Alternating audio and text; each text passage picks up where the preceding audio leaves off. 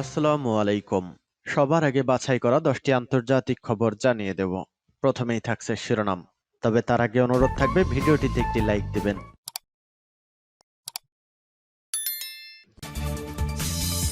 তৃতীয় বিশ্বযুদ্ধ শুরু করতে পারে রাশিয়া, প্রস্তুতি নিচ্ছে জার্মানি। এদিকে ৬৯ ইউক্রেনীয় ড্রোন ভূপাতিতের দাবি রাশিয়ার। জানিয়ে দেব ইসরায়েলের বিমান হামলায় ফিলিস্তিনের এক শীর্ষ যোদ্ধা নিহত। এদিকে নির্বাচনের পর এই প্রথম তাইওয়ানের আকাশে চীনের 18 যুদ্ধ বিমান। এবং সর্বশেষ জানিয়ে দেব যুক্তরাষ্ট্রের সন্ত্রাসী ঘোষণা সত্ত্বেও জাহাজে হামলা অব্যাহত থাকবে, হুতি মুখপাত্রের ঘোষণা। এতক্ষণ শুনছিলেন সংবাদ শিরোনাম, এখন বিস্তারিত। অনুরোধ থাকবে ভিডিওটিতে একটি লাইক দিন, কমেন্টস করে জানিয়ে দিন আপনি কোন জেলা থেকে বা কোথা থেকে এই সংবাদটি শুনছেন।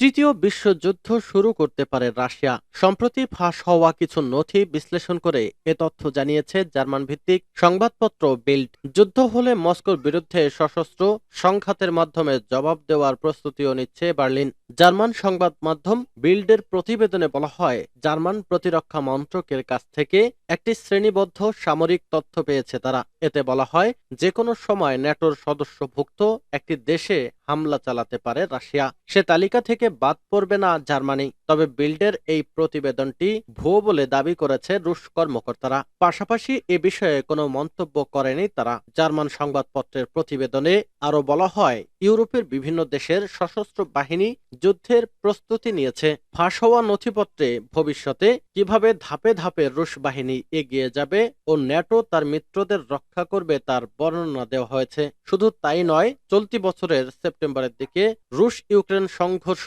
আরো বাড়ার ইঙ্গিত দেওয়া হয়েছে। এমন পরিস্থিতি হলে মিত্রদের সহযোগিতায় ৩০,০০০ সেনা পাঠাবে জার্মানি। ৬৯ ইউক্রেনীয় ড্রোন ভূপাতিতের দাবি রাশিয়ার। ২৪ ঘন্টায় ৬৯টি ইউক্রেনীয় ড্রোন গুলি করে ভূপাতিত করার দাবি করেছে রাশিয়া। গতকাল রুশ প্রতিরক্ষা মন্ত্রণালয় এমন দাবি করেছে। তুরস্কের বার্তা সংস্থা আনাদোলু এজেন্সি এ খবর জানিয়েছে। মঙ্গলবার মন্ত্রণালয়টি এক বিবৃতিতে বলা হয়, ৬৯টি ইউক্রেনীয় ড্রোন এবং ১৩টি হিমার্স রকেট গুলি করে ভূপাতিত করা হয়েছে। এর আগে রাশিয়ার কর্তৃপক্ষ জানিয়েছিল, ইউক্রেনের সেনারা রুশ অবস্থানে হামলা চালানোর চেষ্টা চালিয়ে যাচ্ছে। ইউক্রেনীয় সেনারা রাশিয়ার অবস্থানে হামলার প্রচেষ্টা অব্যাহত রেখেছিল। তবে রাশিয়ার সেনাবাহিনী দেশটির কুপিয়ানস্ক এলাকায় ইউক্রেনের ৬টি হামলা প্রতিহত করেছে। বিবৃতিতে বলা হয়, ইউক্রেন বাহিনীর আক্রমণের সব প্রচেষ্টা পণ্ড করে দিয়েছে রুশ সেনারা। তাদের সেনাবাহিনী দুটি জার্মান তৈরি লেপার্ড 2 ট্রাক্স সহ বেশ কয়েকটি ভারী সামরিক সরঞ্জাম ধ্বংস করেছে। বার্নস্ক এবং বেলগোর্দ সহ বেশ কয়েকটি রুশ সীমান্ত অঞ্চলে গোলাবর্ষণ করেছে ইউক্রেন। মন্ত্রণালয়ের মতে এতে বেশ কয়েকটি বাড়ি এবং পরিষেবা সুবিধা ধ্বংস হয়েছে। ইসরায়েলের বিমান হামলায় ফিলিস্তিনের এক শীর্ষ যোদ্ধা নিহত। অধিকৃত পশ্চিম তীরে বিমান হামলা চালিয়ে বুধবার ফিলিস্তিনের এক শীর্ষ যোদ্ধাকে হত্যা করেছে ইসরায়েল। গোয়েন্দা তথ্যের ভিত্তিতে যোদ্ধা আহমেদ আবদুল্লাহ আবু শালালকে হত্যা করা হয়। তার গ্রুপ একটি সন্ত্রাসী হামলা চালানোর পরিকল্পনা করছিল বলে জানায় ইসরায়েলি সেনাবাহিনী। খবর এএফপির। সেনাবাহিনীর এক বিবৃতিতে বলা হয়, তাকে লক্ষ্য করে চালানো এক নির্ভুল বিমান হামলায় সে নিহত হয়। এক ভিডিও লিঙ্কে একটি গাড়ি লক্ষ্য করে এ হামলা চালানো দেখা গেছে। সেনাবাহিনী জানায়, আহমেদ আবদুল্লাহ আবু শালাল নামে এই যোদ্ধা গত বছর চালানো কয়েকটি সন্ত্রাসী হামলার সঙ্গে জড়িত ছিল। এসব হামলার মধ্যে পূর্ব জেরুজালেমে চালানো একটি হামলা অন্তর্ভুক্ত রয়েছে। রামাল্লায় ফিলিস্তিনি স্বাস্থ্য মন্ত্রণালয় জানায়, এক গাড়িতে দখলদার বাহিনীর বিমান হামলায় নিহত এক অজ্ঞাতনামা শহীদের লাশ নাবলুসের একটি হাসপাতালে আনা হয়েছে। বিস্তারিত উল্লেখ না করে সেনাবাহিনী জানায়, গত বছর এপ্রিলে পূর্ব জেরুজালেমের মিশন হাট জাদিরেক এলাকায় এই হামলার ঘটনায় সে জড়িত ছিল। সেখানে ওই হামলায় 2 জন আহত হয়েছিল। নির্বাচনের পর এই প্রথম তাইওয়ানের আকাশে চীনের 18 যুদ্ধ বিমান। তাইওয়ানের প্রতিরক্ষা মন্ত্রণালয় জানিয়েছে, বুধবার সন্ধ্যায় তারা তাইওয়ানের চারপাশে চীনা বিমান বাহিনীর 18টি বিমানকে শনাক্ত করেছে।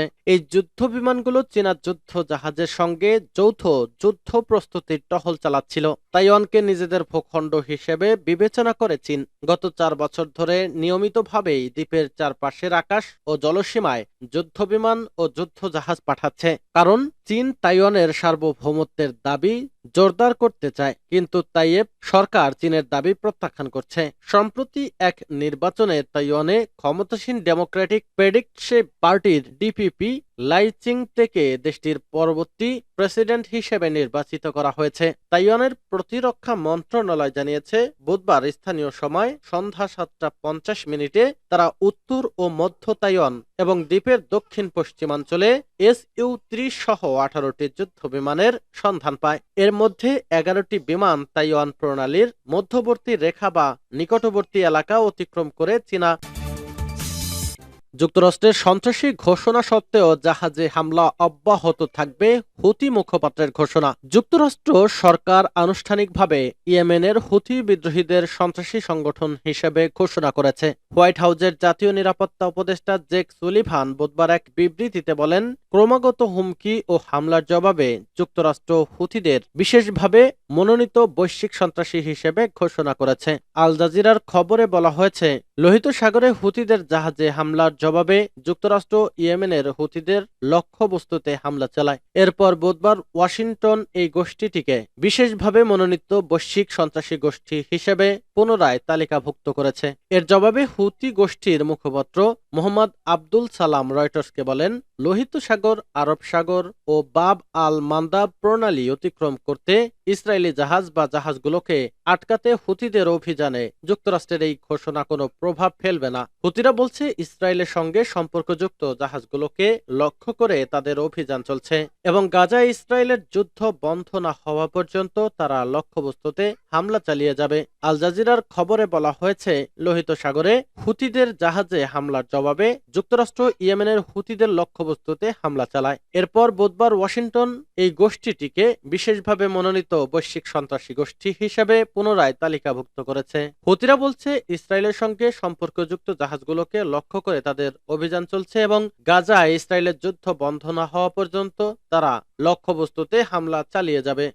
নেতানিয়াহুর সাথে নিজের ভাগ্য না জড়াতে বাইডেনকে সতর্ক করল ইরান। ইসলামী প্রজাতন্ত্র ইরানের পররাষ্ট্রমন্ত্রী হুসেইন আমির আবদুল্লাহিয়ান মার্কিন প্রেসিডেন্ট জো বাইডেনকে ইহুদিবাদী ইসরায়েলের যুদ্ধবাজ প্রধানমন্ত্রী বেনিয়ামিন নেতানিয়াহুর সঙ্গে নিজের ভাগ্য জড়িয়ে না ফেলতে সতর্ক করেছেন। মার্কিন বিজনেস নিউজ চ্যানেল CNBC-কে গতকাল দেওয়া এক সাক্ষাৎকারে আমির আবদুল্লাহিয়ান এই সতর্কবার্তা উচ্চারণ করেন। তিনি সুস্পষ্ট করে বলেন, ইহুদিবাদী ইসরায়েলের প্রতি আমেরিকার সমর্থন হচ্ছে মধ্যপ্রাচ্যে সংকট সৃষ্টির মূল কারণ। তিনি বলেন, আমেরিকা এবং প্রেসিডেন্ট বাইডেনের উচিত হবে না নেতানিয়াহুর ভাগ্যের সাথে নিজেদেরকে জড়িয়ে ফেলা। সুইজারল্যান্ডের দাভোস শহরে বিশ্ব অর্থনৈতিক ফোরামে বৈশ্বিক বৈঠকে অংশ নেওয়ার অবকাশে ইরানের পররাষ্ট্রমন্ত্রী CNBC নিউজকে এই সাক্ষাৎকার দেন। তিনি বলেন, ঠকবাজ নেতানিয়াহুর প্রতি বাইডেন ও হোয়াইট হাউসের পুনর্মাত্রার সহযোগিতা মধ্যপ্রাচ্যের এই নিরাপত্তাহীনতার সৃষ্টির আসল কারণ।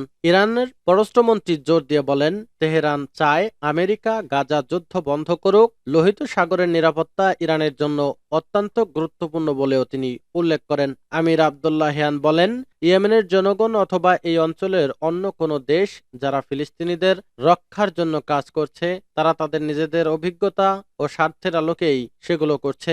এ বিষয়ে কেউ ইরানের কাছ থেকে অথবা অন্য কারোর কাছ থেকে নির্দেশ ও দিক নির্দেশনা দিচ্ছে না। ইরানি পররাষ্ট্রমন্ত্রী দৃঢ়তার সাথে বলেন, তেল রপ্তানিকারক দেশ হিসেবে ইরানের কাছে সমুদ্র পথের নিরাপত্তা অত্যন্ত গুরুত্বপূর্ণ, কারণ নিজেদের সীমানার কাছে যদি নিরাপত্তাহীনতা বিরাজ করে তাহলে তা ইরানের স্বার্থের পক্ষে যায় না। আবারও তিনি গাজা গণহত্যা ও মধ্যপ্রাচ্যে অস্থিতিশীলতা সৃষ্টির জন্য দখলদার ইসরায়েলকে দায়ী করেন।